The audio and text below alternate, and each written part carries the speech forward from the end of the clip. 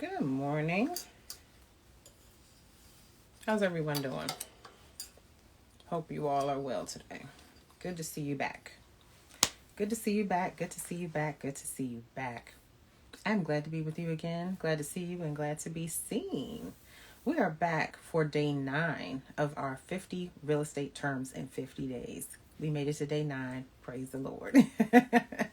So, our term for day 9 is going to be short sale. So let me just give you a little bit of background. I'll tell you about me, what I do, and a little bit of background on these 50 terms in 50 days, right?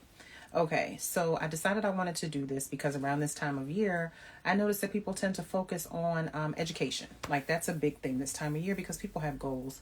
And I want to prevent what happened to me where I was like super lost and I didn't know what I was doing when I purchased my first home because this was before I was licensed and I was a little kind of confused on some things, because there's so many terms that you haven't heard before. And even if you don't remember all 50 of these terms, that's not what I'm expecting. At least they can resonate with you so that when you hear them again, they make sense. Okay. Good morning, Bishop, the great one. You're our first person in here. Thank you for joining in. We're covering our 50 top real estate terms in 50 days so that you can go and rock your real estate goals. So for people who don't know me, my name is Malika Jackson, team lead of the Jackson team, powered by Bennett Realty Solutions. Thank you for joining us. I've been a realtor licensed for 15 years in Maryland, 13 years in Washington, D.C., license ID 628957, MLS ID 3006076. Okay, so you know I'm legit. Good morning, sir. How are you? I have a bachelor's degree in business as well as a degree in computer information systems. And my goal and my gift is to help people tap into wealth through real estate. So I've helped hundreds of families over my career. I have families who have completed multiple transactions with me. And that's where I want to get you to, where you're completing multiple transactions, where you can, start buying, selling, investing like some of my other clients are doing.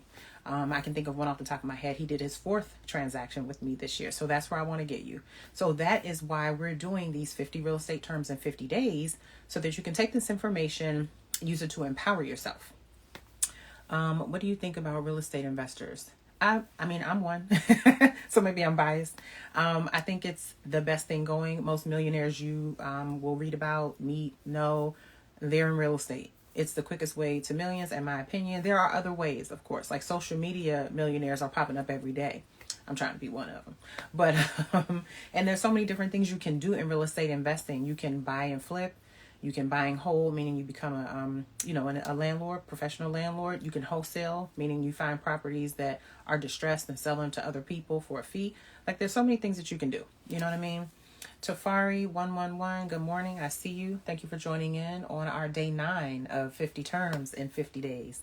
So let's get started. So what I've decided to do was chop these words up a little bit, right? And so our first 8 days was focused on words that you need to know when you're buying. And we're still in the buying portion right now, right? So we're going to talk about all those words that you need to know. Then we're going to talk about the words that you need to know when you're shopping for a mortgage, because that's a whole different language, right?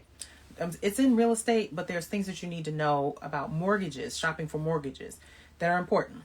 Then we're going to talk about what to do when you're actually like in the purchase process.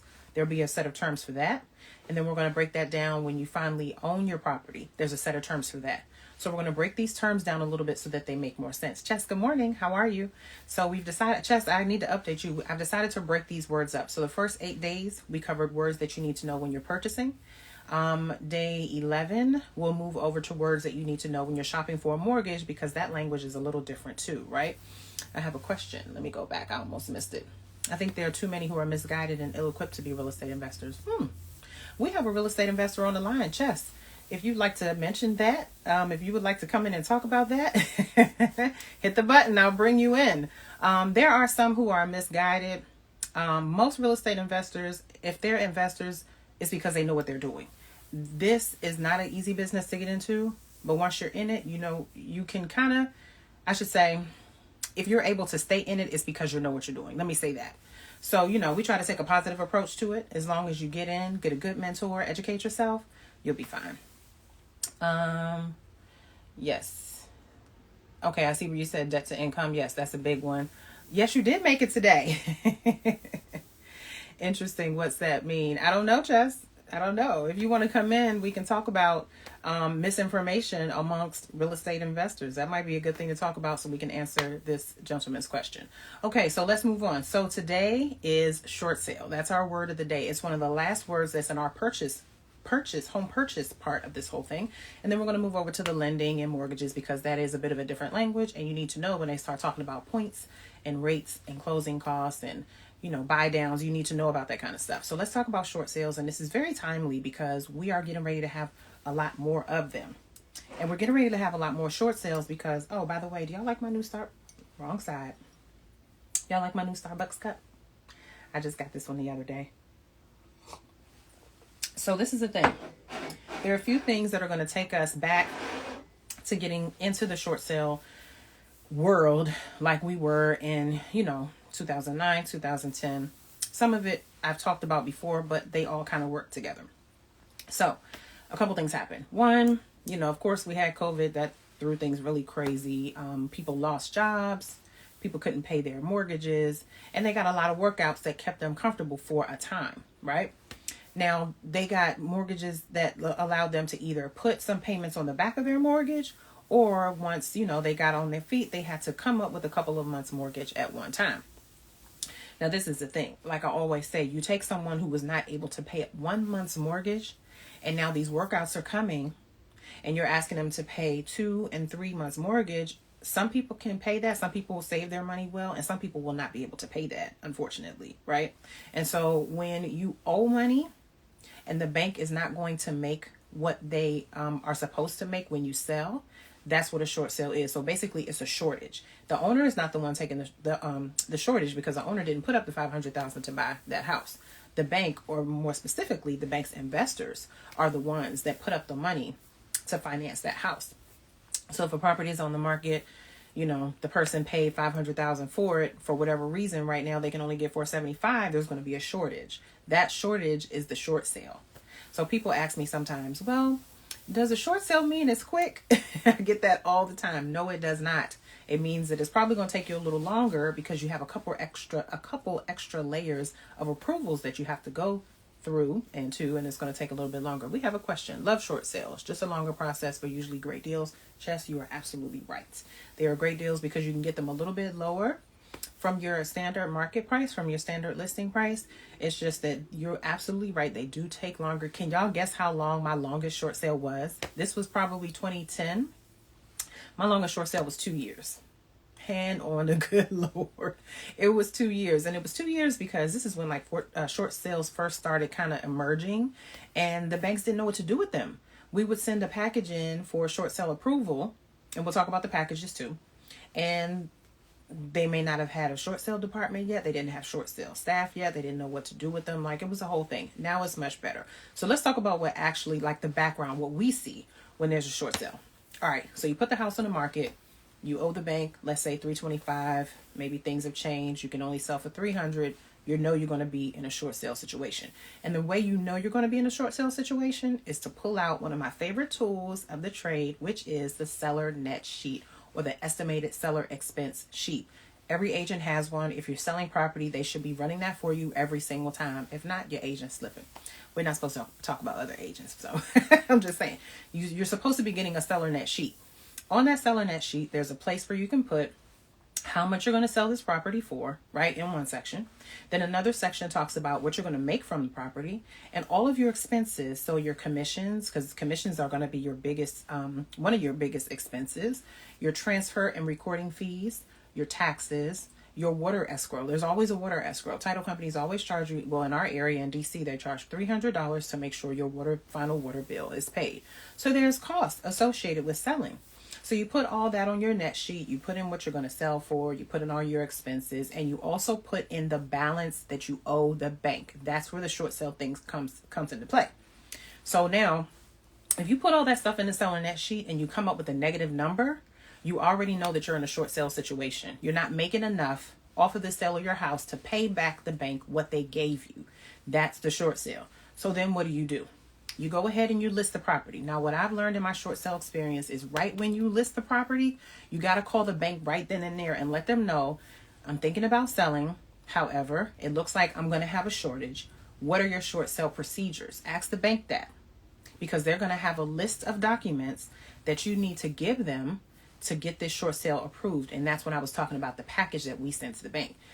Now, this is the thing. Things have changed. When we first started doing short sales, agents like me used to put these packages together, send them to the bank to get our seller clients a short sale approval. Guess what? Can't do that anymore. Those days are over. Can't do that anymore. Now, there is a whole short sale department that we have in our office, or there's short sale companies that are available that process short sales, because they want to take the liability off of the agents and they don't want any conflict of interest. So you have to have a whole separate company now that negotiates your short sales. Okay, there's a question. Short sale is a vehicle that banks honor as a term of art that comes under codes for foreclosure. Banks are often semi-reluctant to deal with them because of financial toxicity and dark reddening. So when Dodd-Frank and something changed, I can't understand what you're saying. Some insurance noticed that it was being used as a leverage tool. Okay, that's good information. Thank you. So that's what happens. So you send in the package for approval. Now, what's in this package? You have a couple things. You have to submit a copy of the listing, right? Copy of your short sale listing. You have to also submit the seller's bank statements. You have to submit the seller's paycheck stubs. They want to see how much this seller is making and why they fell into this financial problem, And so you also have to send in a seller's hardship letter. They want to know what happened. And most hardship letters now are going to talk about COVID and stuff like that. Maybe there was a divorce. Maybe they got sick. Maybe there was a death in the family. The bank is going to want a hardship letter. One thing that also has to come over with that short sale package is your comps, because they want to see what other homes are selling for so they can see how much of a shortage they're going to take, right? Because what they have to do, they have to give it to someone else too. These banks don't, it's not like they generate, well, sometimes they generate their own money, but they also have investors in foreign lands.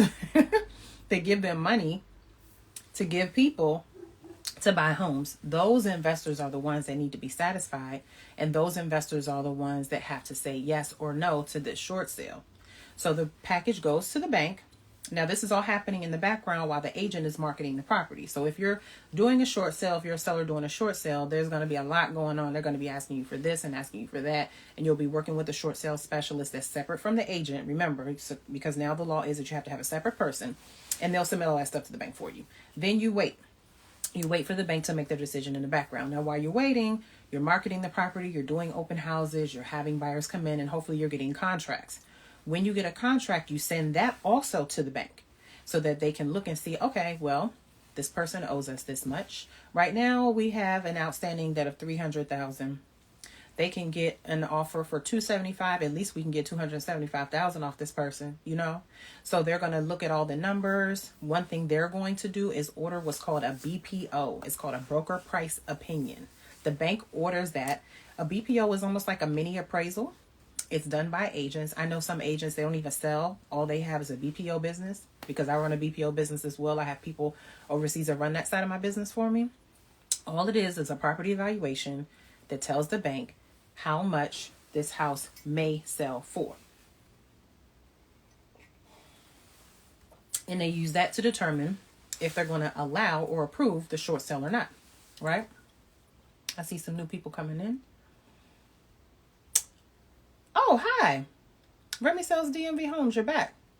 Our word of today is short sale. Quite timely, right? Because as an agent, I'm sure you know that the short sales are coming, right? So we're talking about what happens in the background with the banks, how they process the short sale files and stuff like that. So then this is what happens. Then once the bank has a chance to review everything, they send you a short sale approval letter, and that's the golden nugget. That's what we want, because the title company is going to be informed that this is a short sale, and they're going to ask, do you have your short sale approval letter? Yes or no? Yeah or nah? They're going to ask you that. And on that short sale approval letter, it's usually 2 pages, and it'll have all of your requirements, because there's things that you have to do to satisfy the bank. So it'll say, we need a copy of this, we need a copy of that. We need, a copy of your CD or your HUD-1, if you're still doing cash. We need this, that. Now, this is where it gets tricky. Some banks sometimes will try to come after the seller for the shortage. There's laws and stuff about that. When Barack Obama was in office, he tried to stop that. Some banks still will try you and they'll try to make you pay the shortage. So you got to read that short sale approval letter in detail to make sure that this is just a sale and they're not asking for any money from you. There's also tax implications. Now, I'm an agent. I'm not supposed to speak on tax stuff, so I'm not going there. But talk to your tax person. There's a form that you're going to get on, at the end of the year that says you did a short sale, because sometimes they tax you as income on that. You got to be careful with that. I will not say another word because it's outside of my level of expertise, but I'm just telling you, if you do a short sale, take that information to your tax person and let them have a look at it. Also, on that short sale approval letter, you will have a date that you have to close by, right? On the bottom of the form, on the bottom of the second page, they'll say you'll have a date there, and it'll say, you must close this deal, you must close this or sell this house by whatever date. You have to close by that date. If you don't close by that date, then your short sale approval has expired and you can't go to closing. So I have gone past that date, many a deal, right? You just stay in touch with the bank and let them know, hey, for whatever reason, maybe it's appraisal hold up, maybe the buyer needs to do something else with their financing. Hold on one second, y'all. Let me do something. Okay. For whatever reason, Rich Fox Photograph, what's up? Thank you for joining day 9 of 50 terms in 50 days. For whatever reason, you may have a delay on that short sale approval and you have to get another letter from the bank. So that's how that goes. But they'll let you extend it sometimes. Sometimes you get these banks that are super picky and they're like, oh, we're not giving you any more extensions. But most of the time, they'll give you an extension because they know they're going to make some money, right? They know they're going to make some money. Okay, so that's what happens on the seller side. Now, on the buyer side, if you're a buyer or an investor looking for a short sale, don't be afraid of them. Don't be afraid of the short sales. Yes, there is another level of approval. Yes, you may have to wait a little bit longer, but you can get a good deal. You can get a really, really good deal. Now, I will tell you though, if you're one of these buyers that you have to move by a certain time, maybe your lease is up. Maybe, I had a client that had a baby on the way. They got to move by a certain time. If you're time sensitive, a short sale may not be for you because it does take time. They're getting better. They're getting much, much better than what we experienced, 2009, 2010, 2011, all that. But you're taking a chance if you have a time sensitive situation. If you just need a good deal and you can wait it out, don't be afraid to look at short sales. They're like mini foreclosures. The difference between a short sale and a foreclosure is that the bank has not completely assumed the property yet. Chess has a question. I never thought about taking a snapshot during a live. I know where that's going to end up. Could you tell that's what I did? Let me sip my tea on that, because you already know. Chess, I wish you would come in on this live. I wish you would hit join and join me. You know how they say, this could be us, but you faking. Chess, come on in. I know you out and about. I've only had to do it a few times. Anyway, so if you're a buyer, I'm about to invite you in if you don't come in on this live. If you're a buyer and you're looking for properties, do not be afraid of the short sale. Like I said, a short sale and a foreclosure is very, very similar. With the foreclosure, also known as a REO, which stands for real estate owned, the bank has already gone through the entire foreclosure process and they've assumed the bank back. They own it again, right? With the short sale, you're teetering. With the short sale, you're teetering. You're like right up against the foreclosure, but you haven't got that far yet. You're just behind or you're underwater. So the bank is everybody involved is trying to sell this house through a short sale before it goes to foreclosure. Okay. So I told y'all I would keep these quick 15-minute segments. Try not to go too long because I got things to do. It's already 10:30. And in 10:30 in my world, that's lunchtime. You know what I'm saying? Some people get up late. I don't know how y'all do it. The day is almost over. To me at 10:30, my day is almost over. Like I have so much to do. I usually start at 5. By now, it's time for lunch. Because the way, as a realtor, the way things work, we have like 2 parts of our day. We have to get up and prep because when people start calling at 9 o'clock, you have to be ready to answer their questions, right?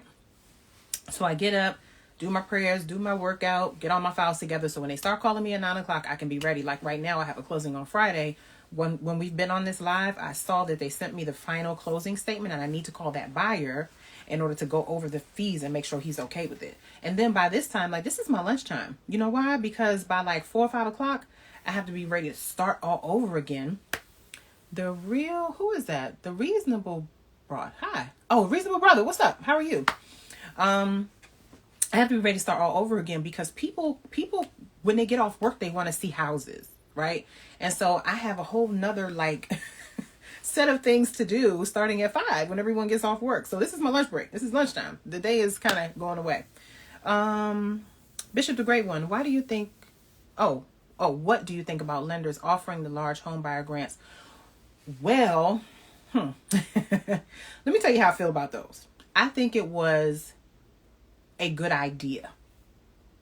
And it helped a lot of people. My issue is how I feel like it was a bit of a setup. Now, I know a lot of my clients, they were able to get 1 or 2 months of their mortgage put on the back end of their mortgage. Cool. But for the people who were required to pay 2 and 3 and 4 months when their workout was over, I think that might be a problem. You're taking someone who's already in financial distress and you're asking them to pay all that money. I think it might be a problem. So I think it was a good idea. I think it could have been facilitated much better. That would be my answer. All right, y'all, that's it. I got things to do. Our day 9 today was short sale. That was our term of the day, which is quite timely because mark my words. You pick it up what I'm putting down? You hear what Miss Jackson's talking about? Mark my words. Spring 2022, we're going to see more short sales than we've seen in the past 2 years. It's coming and there's nothing we can do about it. All right. I'll see y'all later. Thank you for joining. See you tomorrow on day 10. All right. See you later.